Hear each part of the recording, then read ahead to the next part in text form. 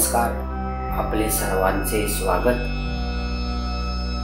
आजचा विषय हा आहे की सुख दुःखांची निर्मिती कशी आणि कुठे होते। स्वामी विवेकानंद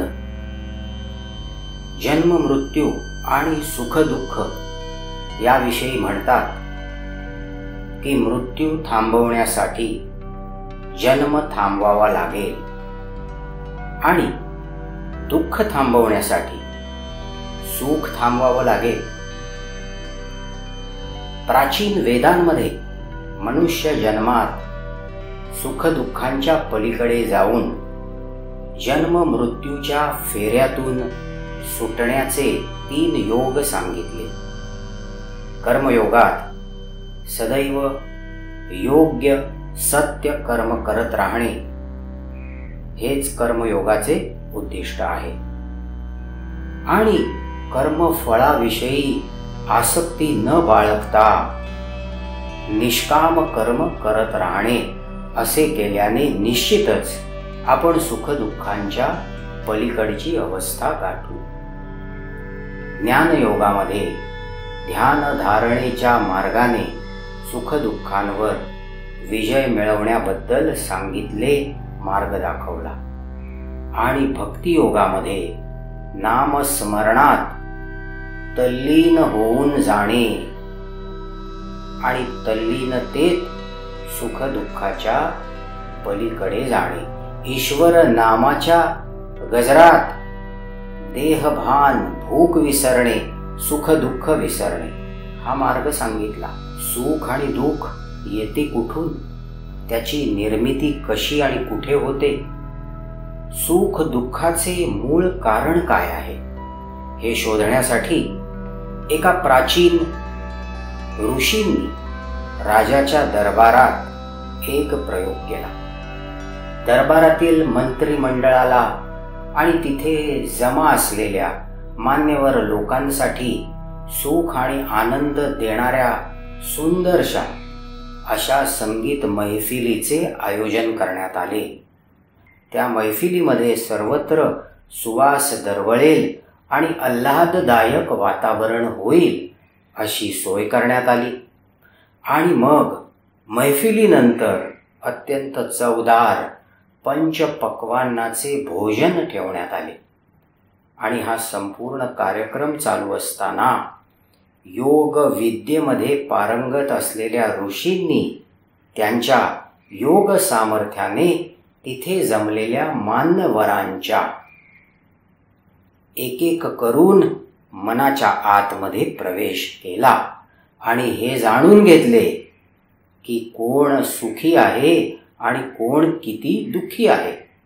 आणि काय आश्चर्य, त्यांना असे आढळले की बरेच जण त्या सुंदर प्रसंगात देखील अंतःकरणामध्ये दुःखी आहेत, कारण त्यांची विवंचना, त्यांच्या चिंतेचे विषय हे वेगवेगळे आहेत। त्यांचे मन त्या प्रसंगात रमलेले नाही आणि या राज ऋषींना त्यांच्या अभ्यासात असे आढळले की सर्वात जास्त दुःखी जर कोणी असेल तर तो होता राजा स्वतःच। तात्पर्य, सुख आणि दुःख ही बाह्य बाब नसून हा निश्चितपणे ठामपणे मनाचा विषय आहे। वेळोवेळी मन हा निर्णय घेत असतं, हे ठरवत असतं की आपण सुखी की दुःखी। एखाद्या विजयाची, एखाद्या यशाची बातमी नुकतीच आली आहे, ज्याची आपण आतुरतेने वाट पाहत आहोत, पण नेमकी ती अशा वेळेला आली ज्या वेळेला आपण भलत्याच संकटात सापडलो आहोत। अशा वेळेला ती यशाची बातमी आपल्याला कसे बरं आनंदी करेल। तानाजीसाठी स्वतःच्या मुलाचे लग्न पुढे ढकलणे आणि कोंडाणा जिंकण्याची जबाबदारी घेणे ही दुःखाची, खेदाची गोष्ट नव्हती, तर अभिमानाची गोष्ट होती। कोंढाणा सर करण्यासाठी प्राणपणाने लढा देणे आणि असे लढत असताना शरीरावर होणारे असंख्य घाव आणि त्याच्या अतोनात वेदना, यात दुःख कुठे? पंचप्राण कोंढाणा सर करण्यावर लागलेले, तर मग त्यात मरण यातना कसे काय बरं दुःख देऊ शकतील?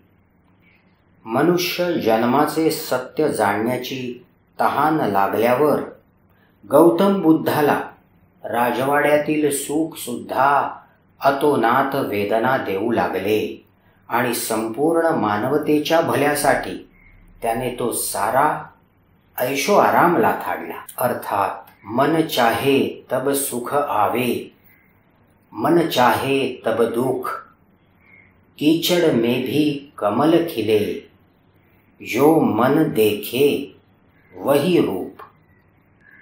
मला असं वाटतं की आपण सर्वजण आता एका पेजवर आहोत की सुख आणि दुःख हा मनाचा आणि मनाचाच विषय आहे.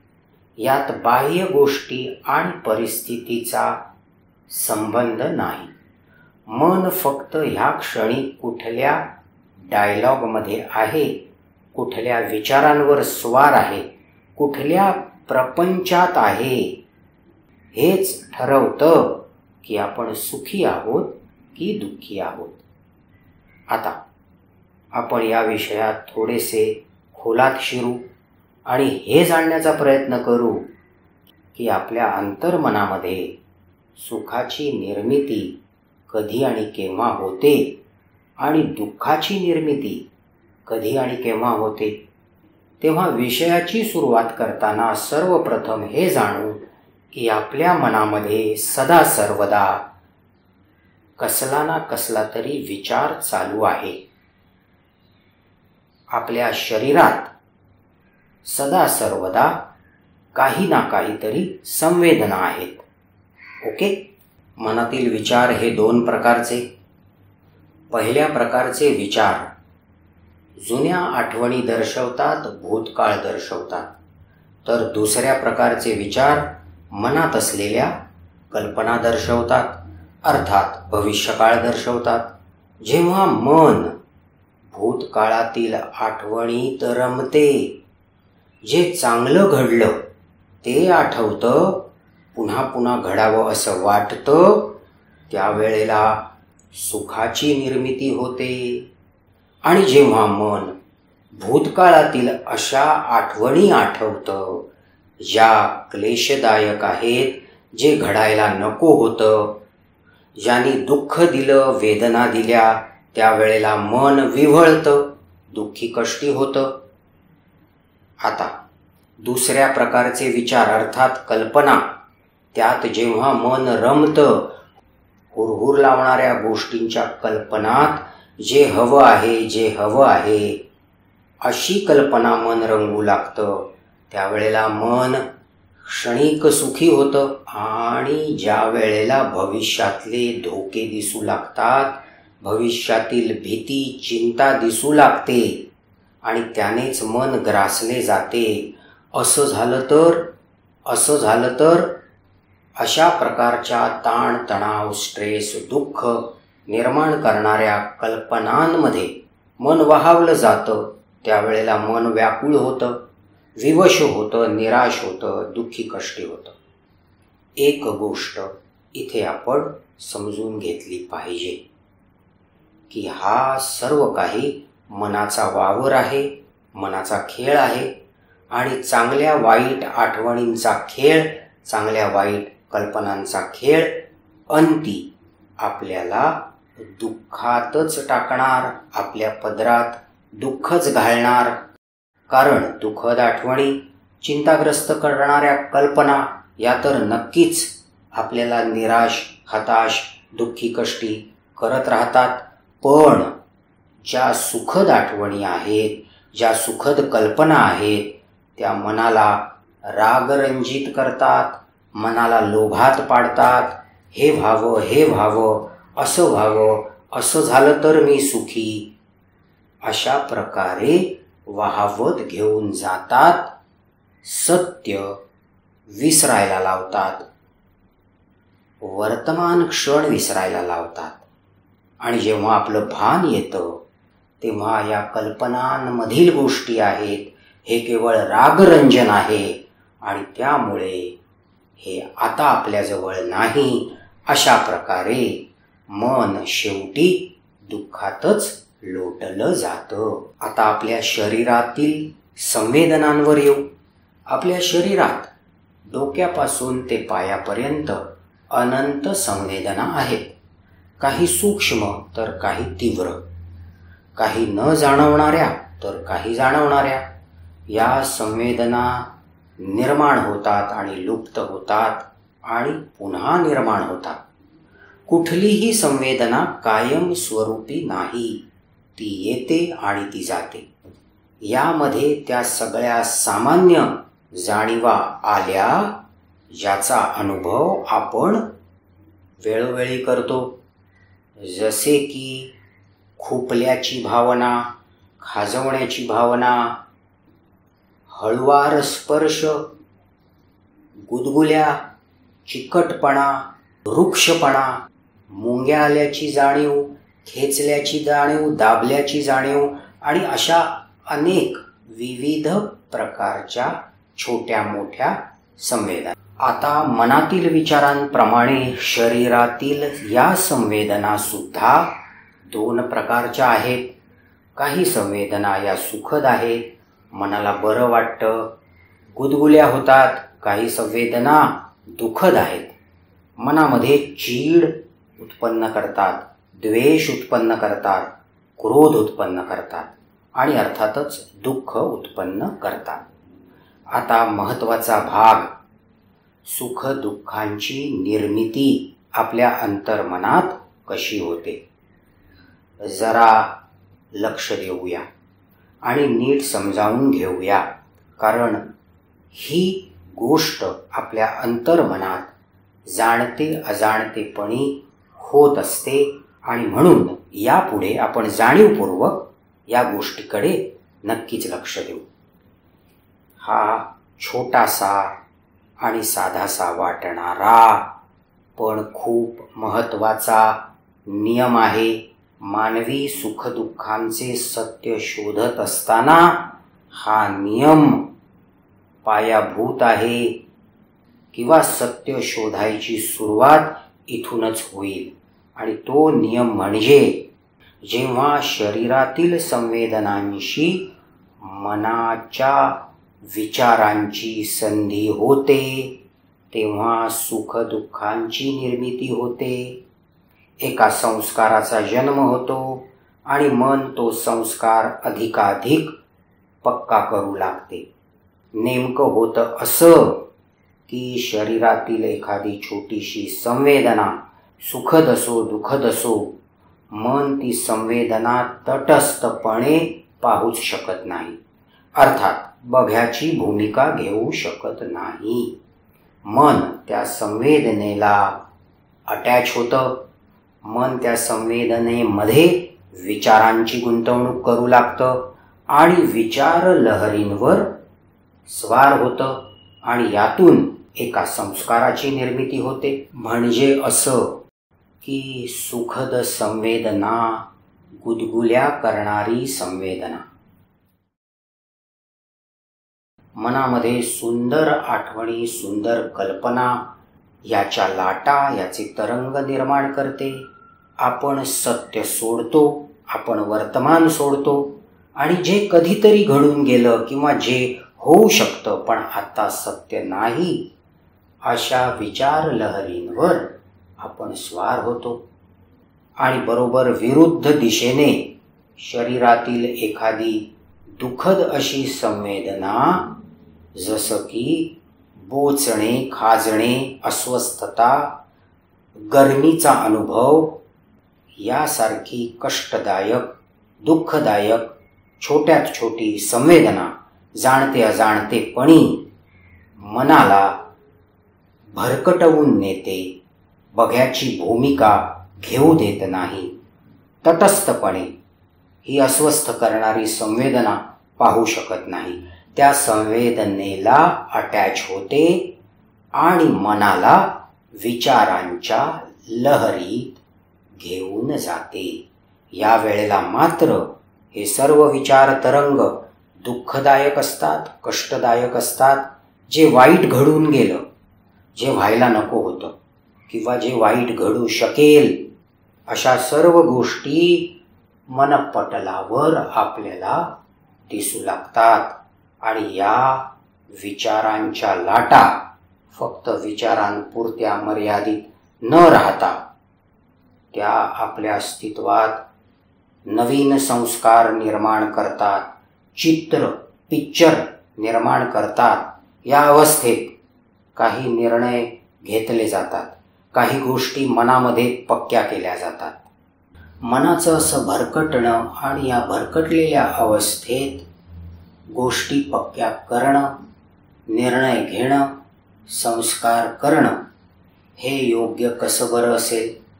कारण हे भरकटलेल्या अवस्थेतील संस्कार आहेत नव्हे काय? आणि म्हणून अंती या गोष्टी दुःख निर्माण करतात. खऱ्या सुखाची, खऱ्या आनंदाची निर्मिती वर्तमान क्षणात होऊ शकेल. जिथे मन ध्यानस्थ आहे, जिथे मन निर्विचार आहे, ही अवस्था आनंद देणारी आहे, सुखदुःखांच्या पलीकडची आहे. या अवस्थेत आपण संपूर्ण ज्ञानाशी जोडले जाऊ आणि म्हणूनच या अवस्थेत आपल्याला योग्य मार्गदर्शन सुद्धा मिळेल. आज आपण हे शब्दातून नव्हे तर प्रत्यक्ष अनुभवातून जाणणार आहोत. कारण आज आपल्या ध्यान अनुभवामध्ये हीच गोष्ट आपल्याला आपल्या अनुभवातून समजायची आहे. तेव्हा चला आता आजच्या ध्यान अनुभवाला सुरुवात करूया. शरीरामध्ये संवेदना आणि मनामध्ये विचारांच्या लाटा कशा उत्पन्न होतात? संवेदनांवर आधारित मन विचारांमध्ये कसे भरकटले जाते ह्याचा आपण अनुभव घेऊ. आणि त्याचबरोबर दुसरीकडे मन जेव्हा निर्विचार आहे तेव्हा मनात निर्माण होणारा खरा आनंद, उत्स्फूर्त आनंद, सच्चित आनंद याचा सुद्धा आज आपण प्रत्यक्ष अनुभव घेऊ. आरामदायक अवस्थेत बसायचे आहे. खुर्ची सोफ्यावर बसू शकता, मांडी घालून बसू शकता. थोडा वेळ शरीराची हालचाल न करता सहज बसता येईल अशी आरामदायक अवस्था निवडा. आजूबाजूचे वातावरण शांत असावे. आणि आता अलगद डोळे बंद करूया. आज आपण आपल्याच नैसर्गिक चालू असलेल्या श्वासाकडे, हृदयाच्या धडधडीकडे आणि शरीरात डोक्यापासून ते पायापर्यंत निर्माण होत असलेल्या संवेदनांकडे पाहणार आहोत. आपले उद्देश आहे दर्शक होणे. जे उत्पन्न होईल या क्षणात ते कुठलाही हस्तक्षेप न करता विचारांचा पाहत राहणे. आणि जेव्हा आपण असे दर्शक असू तेव्हा निर्मळ आनंदाची निर्मिती होईल.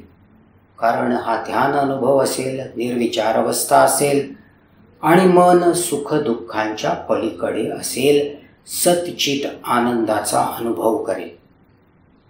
आणि असे करत असताना त्या संवेदनांपासून विचारांची निर्मिती होईल.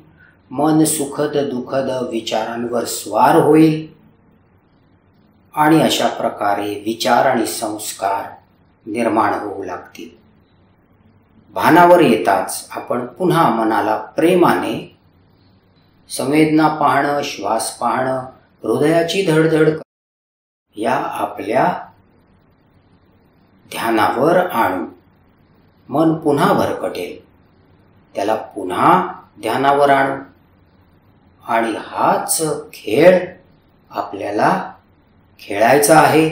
हेच आजचे ध्यान आहे. तेव्हा सुरू करूया. पुढील काही मिनिटं संपूर्ण लक्ष आपल्या देहभानाकडे, श्वास, हृदयाची धडधड आणि शरीरातील संवेदनांकडे मनाचं लक्ष डोक्यापासून ते पायापर्यंत हळूहळू पुढे नेऊ.